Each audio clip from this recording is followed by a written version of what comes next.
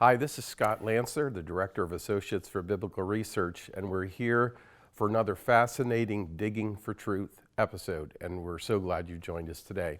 I'm here with my co-host, Henry Smith, and with our guest, Dr. Scott Stripling. Scott is the Director of our excavations at Biblical Shiloh, and Scott, welcome today. Henry, welcome. I'm glad to have you both here today. Great to be here. Well, we have an exciting episode today because we're going to be talking about the Temple Mount. And for anybody who reads the news, we know that the Temple Mount is a point of controversy. Maybe we would think it shouldn't be, but it is. And there is various opinions about its, who's allowed to claim this site as their holy site. All those discussions are very, very important. But for those of us who know and love the Lord, the Temple Mount is important to us, obviously very important to the Jewish people.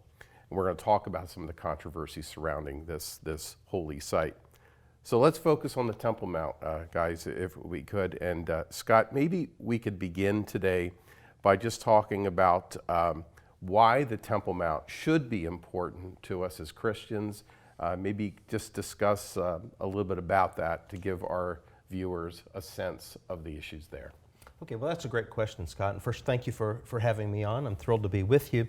The Temple Mount is a central focus of the New Testament. And when we are looking at the ancient textual data and we take the material culture that we find in archaeology and we line them up, what we call synchronisms, this is at the highest level of importance for us, because if there was not a Temple Mount, if there was not a temple there, then we're dealing with myths and we're not dealing with the real history. And so one of the things we want to talk about today is, can we prove that the temple stood on the Temple Mount?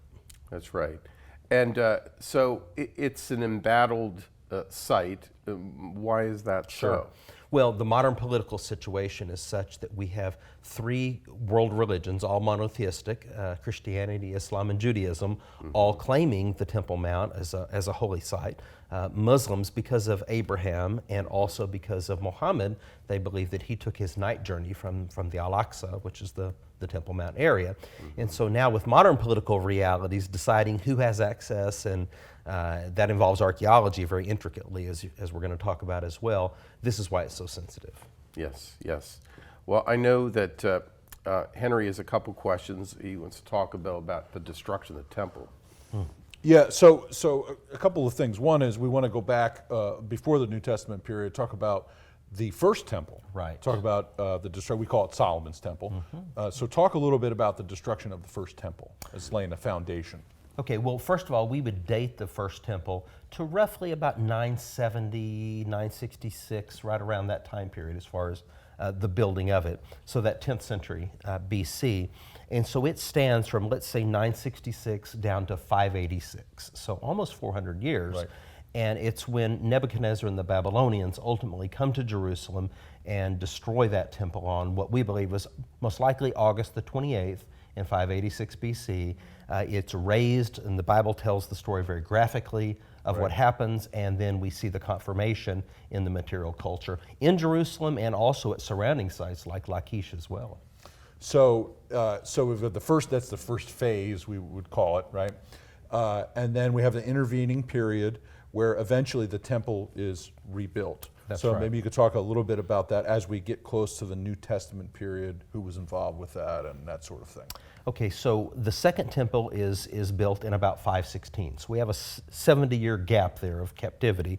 So when that second temple is built, from that period on in 516 all the way down to AD 70, we refer to that as Second Temple period Judaism. So it's added on to, it's refurbished. The Hasmonean Maccabean dynasty sort of reworked the Temple Mount. Herod did massive expansions. But the sacrificial system never stops from 516, and so that whole period until the cessation of the sacrificial system we refer to as Second Temple period Judaism. Yeah, so we're talking about the sacrifices that are prescribed in the Mosaic Law, right? The book of Leviticus in particular laid out there. So during this intervening period, the temple is restored, but not to the glory of it was at the time of Solomon, right? In terms Not of initially. Not initially. You know, right, they're right. they're bemoaning this, Yes. that it's not so glorious. But with time, as I said, the Maccabeans make great extensions, and then Herod makes it much grander than it would have been in the time of Solomon. So later, the Romans destroy the Herod's temple, we'll call it. So we have that destruction. So it's twofold. Talk about a little bit about that, and then also evidence in your own experience as an archaeologist related to the destruction of the Second Temple. Okay, so the Great Revolt that starts in 66 finally culminates, coincidentally, August the 28th in AD 70, the same day that the first temple is destroyed, the second temple is destroyed. And so in their minds, this is an inescapable sign of the judgment of God because of their wickedness, and this is exactly what Jesus had told them was going to happen because of their rejection of his message that he brought to them. We know about this as a historical fact. Anyone who has gone to Rome to the Colosseum has gone through the Arch of Titus, and as they walk through the Arch of Titus, they'll see the scenes of the destruction of Jerusalem, the carrying away of the menorah, all these things that are foretold. So we have the Bible telling us the story, we have monuments commemorating it, we have coins commemorating it, Judea Copta coins, and then we have a tremendous amount of material evidence as well. That inscription I always think of as an ancient example of a photograph. If you could take a photograph in the ancient world, that would be it. Well, that's right. And think about this, a juxtaposition of two things. With the destruction of the Jerusalem temple, there was so much wealth that the Romans took from there. The secular sources tell us that there was a glut on the world gold market, and prices plummeted because that's how much wealth was introduced into the market. temple, right. They took that money and built the Roman Colosseum, which is then completed in 79. So Jerusalem falls in 70. There's 100,000 Jewish slaves taken captive to Rome to provide the labor. So the money for the Colosseum and the labor for the Colosseum come from Jerusalem. So when you see the Colosseum and you see the Arch of Titus, it is a reminder of the fulfillment of the prophecy of Jesus. Of Jesus, that's right. There are those who want to deny the Temple Mount as the actual location of the temple. Scott, let's just jump right into that because it's very controversial. Okay, so we have two different things. We have temple deniers, what Craig Evans has called mythicists, and so we'll use Craig's term. This a minimalist would try to minimalize the evidence and say, well, it wasn't as grand as the Bible says. A mythicist says it didn't even exist, and so we do have people who are making these claims. On one hand, the temple was not on the Temple Mount, it was somewhere else. And in their mind, eschatologically, this allows them to build a future eschatological temple and bring about the end of the world. I think they're playing pretty fast and loose with the evidence there. And then the second group, which we'll want to talk about after the break, are the actual mythicists, the deniers, such as the sections of Islam that say, no, there's never been anything on the Temple Mount other than a mosque. Very good, Scott. Well, this subject is so very important for us. Lots of books have been written, a lot of folks out there speaking about it. Probably some of our viewers have seen some of the television programs in regards to this as well. We want to call our viewers' attention back to the Word of God and to look at the actual archaeological evidence. And it's very, very clear that the Temple Mount was the location of the temples. And we'll talk more about that and get into some other important matters as well when we come back from our break. Hi, this is Scott Lancer, Director of Associates for Biblical Research, and I'm back again with my co-host Henry Smith and with our guest, Dr. Scott Stripling. Gentlemen, we began a fascinating discussion about the Temple Mount, and we're going to focus now a little bit more clearly on those who are suggesting other locations for the Temple Mount. Scott, let's go back to that subject and let's talk about what we call these Bible enthusiasts. These are not archaeologists, but they're people who are writing and speaking on the subject and introducing a lot of confusion. Every week I'm asked by someone, so what do you think about the new theory that archaeologists have that the temple wasn't on the Temple Mount? And I immediately respond, there's not a single archaeologist who believes that. You've got people who are claiming that, but there's no archaeologists that would do that because the evidence is overwhelming that it was. But out there in Christendom, there are many people who have been exposed to this, so I appreciate the opportunity to address it. What evidence do we have that the temple was on the Temple Mount? Okay, number one, we do have some literary evidence. We have an inscription found at the southwest corner that says the place of the trumpeter. And it's very clear, Lane Rittmeyer has driven this home in his book, The Quest, that inscription fell from up above right there in situ at the southwest corner, and it signals the beginning and the end of Shabbat. So that's pretty strong evidence right there. And Scott, that you're saying fell in situ, that just simply means where it fell from and where it landed, that's where it sat until we discovered it. Until it was uncovered. That's right, right by Robinson's Arch. We also have a member of our staff, Peretz Reuven, who published a groundbreaking article in BAR 3 years ago on the beams from Herod's temple. And Peretz has proven that the beams of the Al-Aqsa Mosque, which is on the Temple Mount today, we have the Haram al-Sharif, the Dome of the Rock, and then you have the Al-Aqsa Mosque. And the beams in the Al-Aqsa Mosque, he has proven, are 2 and some of them 3,000 years old. Some of them with Islamic inscriptions on them, Arabic inscriptions, that even indicate that they came from the temple. So we have beams from the previous temples, it appears, and some of them are still up on the Temple Mount today, unprotected, just open to the elements. Some are in storage, some are in hiding, but he's done extensive research on the beams. And I think in another segment we're going to talk about the flooring of the Temple Mount that has been uncovered as well. I worked for 2 years as a supervisor on the Temple Mount sifting project, and in that capacity I had an opportunity to interact with a lot of this material. So we have ceilings and floors from the Temple Mount. We have inscriptions that relate to the temple being the Temple Mount. Finally, in Hebron, there is a mosque, and this has just recently been published by Peretz also, a mosque in Hebron with an Arabic inscription dating to the 8th century saying that the Dome of the Rock is at the site where the temple once stood. Yes. So, and this is just scratching the surface, but the evidence is overwhelming. So those who would place the temple in the old city of David, are there problems with that? I understand there's an actual trash dump, and they've dug through it, and there's no evidence that the temple could have ever been there. No, it's impossible. What their argument is that the Temple Mount platform was the military fortress known as the Antonia Fortress, and that the temple would have been down a little bit lower. But again, the archaeology and the literary evidence just indicates otherwise, I believe. And in fact, when there was an earthquake in the 1920s, 25 or 26, that tore up the Temple Mount pretty badly, and R.D. Hamilton was brought in as an architect to do the repairs.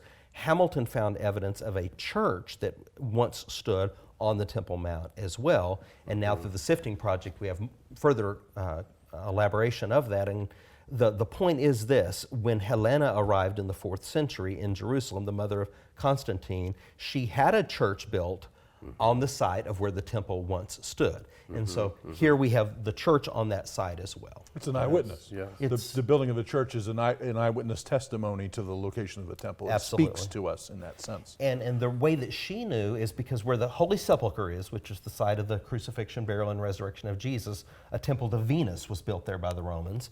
On the Temple Mount, a temple to Jupiter was built. And there's evidence that we've uncovered of that as well. So we have an unbroken history of the Temple Mount, of what happened there from the time it was destroyed, that a pagan temple was built, then a church was built, then a mosque was built. And we have evidence of all those things. So the argument that says, and again, for our viewers, this may be something that you may not be familiar with, but there are those who say that the Temple Mount was actually the foundation of the Antonia Fortress, which is mentioned in various passages in Scripture. That's right. What we believe is that the Antonia Fortress was on the northwest corner of the existing Temple Mount today, near the Pool of Bethesda. What these misguided brethren, I guess, would argue is that no, in fact, the whole Temple Mount was the Antonia Fortress foundation, and that the temple itself was lower. Yeah.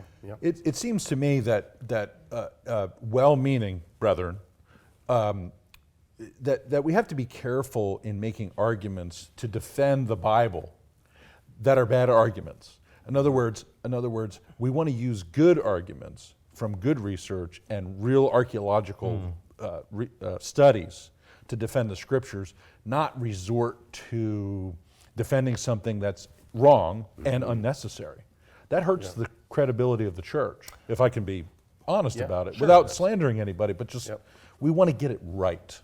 Yeah, well, that's right. And when you're looking to a theory like that, that's fine. I'm all for thinking outside the box and exploring theories. Right. But I wish that some experts would be brought into the decision too, to the discussion as well, to analyze it. Proverbs 21, the first one to present his case sounds right until another comes along.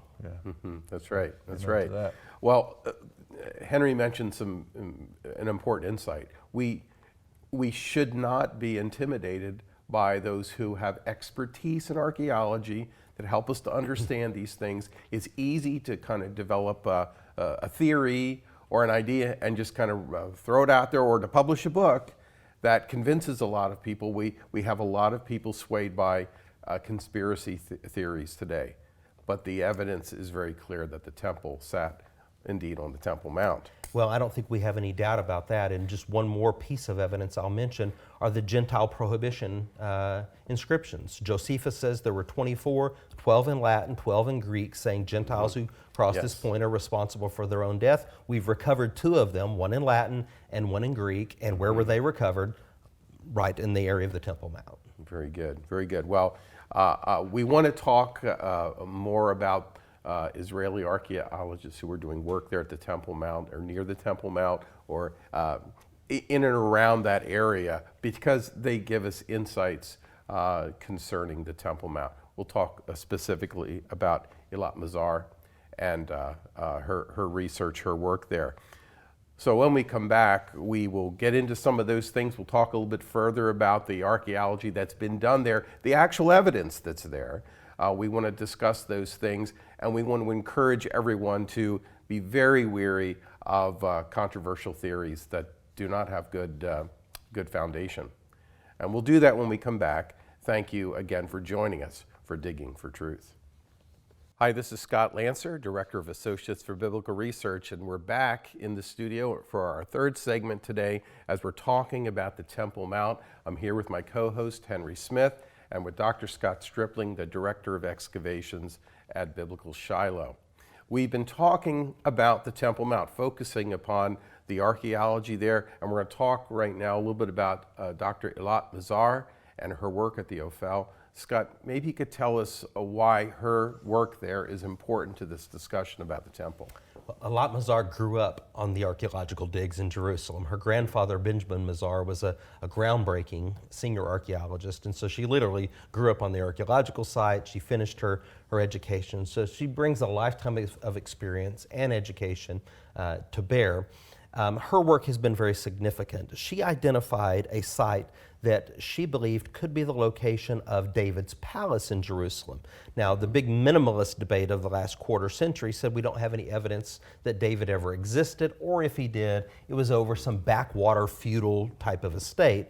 So Mazar found something she thought was very promising, and guess how she found it? She was reading the Bible, and she read in the Hebrew Bible, Yered Metzidot Sion. When the Philistines attacked, David descended into the fortress of Zion.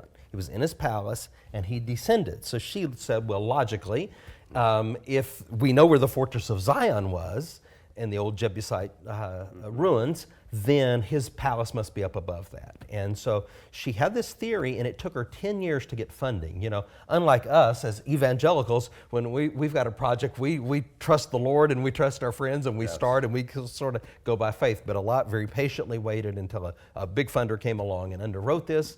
And in season 1, she hit pay dirt. And I think most people feel like what's called the large stone structure today is very likely the actual palace of David. Now her work has shifted to the Ophel. You know, we're really concerned about the way people denied historicity of David and Solomon. Yes. And this evidence we're talking about is critical to this whole discussion. Yeah, so Scott, we had a previous episode, we called it King David, Man or Myth, right? So this can sort of build on that a little bit, some more evidence, because we only touched the tip of the iceberg, as it were. A lot of people say, you mentioned a feudal backwater before, saying, you know, they just ran a podunk cow town, one of our colleagues calls it. Talk a little more, that's the Iron Age period, David and Solomon. Talk a little bit more about the extent of the kingdom, some of the discoveries related to that.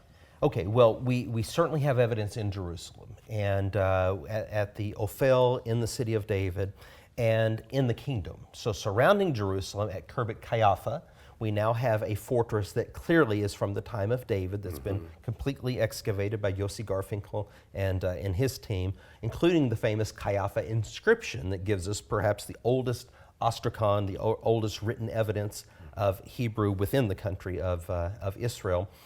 We have other sites like Lachish, that is also a gateway city to Jerusalem, where we have inscriptional evidence, the Bible telling us what happened, and then we have the actual, what we call the famous Lachish letters that document the siege and the destruction of Jerusalem. All the way up north until Dan. I'm sure you covered this in your episode. You, of course, have the famous House of David inscription. Right. So from way up north to the surrounding area in Judea, we do have quite a bit of evidence from that time period. Yeah, it's very good. Very And that good. fortress at Khirbet Qeiyafa, we'll show that up on the screen. That's a large fortress, and that indicates a substantial political infrastructure, doesn't it? Well, that's right. And when you start getting things like that, you're seeing centralized planning. And that's the ability to levy taxes. Now, as much as I dislike taxes, I think we're filming, it's almost April the 15th as we're filming. As much as I dislike paying my taxes, there are some things that can only be done in a municipal sense through the ability to levy taxes.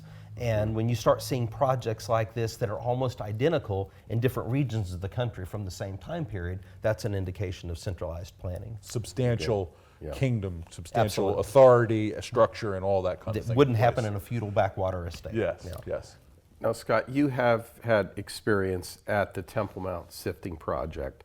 For our viewers, they may not be familiar at all with that. Maybe you could talk about that, and how does this help us understand things to do with the temple? About 15 years ago, the Islamic Waqf Authority that controls the Temple Mount destroyed the southeast corner of the Temple Mount.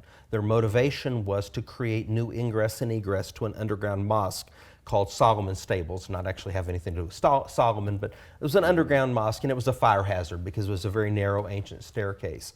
Rather than calling an archaeologist who would have loved the opportunity to have excavated on the Temple Mount, instead they just brought in heavy equipment, backhoes, and they ripped 40 tons of archaeological material out of its context and dumped it in the Kidron Valley. This set off an enormous controversy. Numerous people on both sides were arrested. To make a long story short, Gabi Barkai was able to ultimately get a license to relocate all those piles to the Mount of Olives, to the Sudim Valley, and begin a project that has had a major impact on archaeology because it has improved our methodology. About 60% of that material now, it's about 15 years ago, has been sifted and worked through, and since we have a typology from other sites, we know what the pottery and the material culture in different strata looks like. Even though this is ripped out of context, we can pretty well reconstruct what it looked like. And some of that reconstruction are tiles, we believe, from the temple. Let's talk about that and about Frankie Snyder and her work there. It's pretty exciting. It's very exciting. The methodology that they introduced was called wet sifting. And so we've always dry sifted material. We work in the square, then we dry sift to make sure we're not missing anything. Well, guess what, Scott? We've been missing a lot over the years, I'm sad to say, because when we started wet sifting, when I worked for 2 years there in that project as a supervisor, I began to see what we had been missing. Because a scarab could just look like a little clod of dirt, and you can go over it with your trowel, hit it, and you won't even tell. But when you wash it, all of a sudden you can see it. And doesn't end up in the dump. These old dump piles, Henry, I'm convinced we've got to go back and wet sift them to find the wet sift treasures some that of we these missed. because we've missed a lot of things. And so the Temple Mount Sift Project introduced this technology. Other digs, like Elat Mazar's dig, they began to subcontract with them to wet sift their material. It was so effective. I picked that up, that particular technology, and said, we're going to do that at Shiloh. And so we did in season 1. and it was groundbreaking, the finds that we had. We're investing a lot of money in season 2 to build the state far beyond what the Temple Mount Sifting Project has for sifting stations, and we're the first ones outside Jerusalem to ever use this technology. But Frankie comes into play as a supervisor with me there at the Temple Mount Sifting Project as she began to identify geometric stones as flooring for the Second Temple. Very good. Well, thank you for joining us here for Digging for Truth about the Temple Mount. And we're glad you were here. Thank you for joining us. God bless you.